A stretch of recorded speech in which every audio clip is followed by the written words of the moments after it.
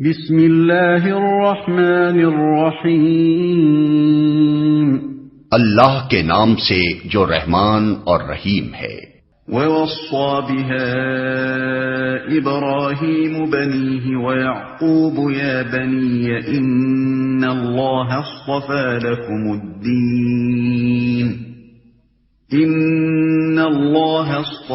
لَكُمُ الدِّينَ فَلَا تَمُوتُنَّ إِلَّا وَأَنْتُمْ مُسْلِمُونَ۔ اسی طریقے پر چلنے کی ہدایت اس نے اپنی اولاد کو کی تھی، اور اسی کی وصیت یعقوب اپنی اولاد کو کر گیا۔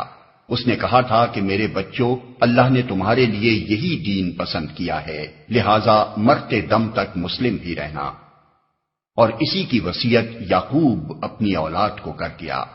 حضرت یعقوب علیہ السلام کا ذکر خاص طور پر اس لیے فرمایا کہ بنی اسرائیل براہ راست انہی کی اولاد تھے۔ اللہ نے تمہارے لیے یہی دین پسند کیا ہے۔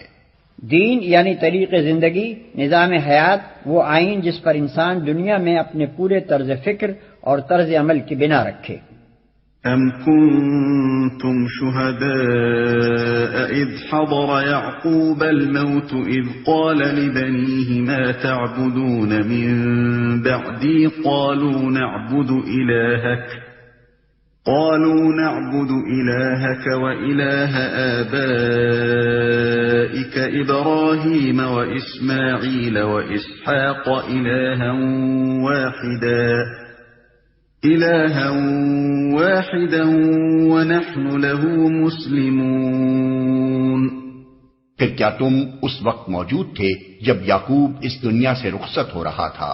اس نے مرتے وقت اپنے بیٹوں سے پوچھا، بچوں میرے بعد تم کس کی بندگی کرو گے؟ ان سب نے جواب دیا، ہم اسی ایک خدا کی بندگی کریں گے جسے آپ نے اور آپ کے بزرگوں ابراہیم، اسماعیل اور اسحاق نے خدا مانا ہے، اور ہم اسی کے مسلم ہیں۔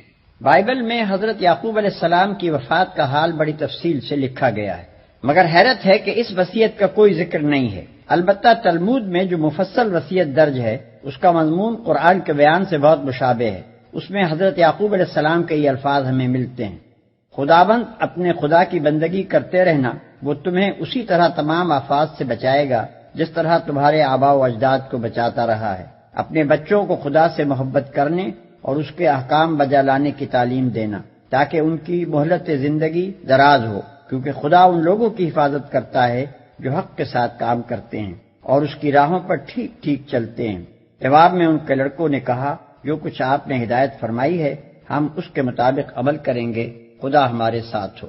تب یعقوب علیہ السلام نے کہا، اگر تم خدا کی سیدھی راہ سے دائیں یا بائیں نہ مڑو گے تو خدا ضرور تمہارے ساتھ رہے۔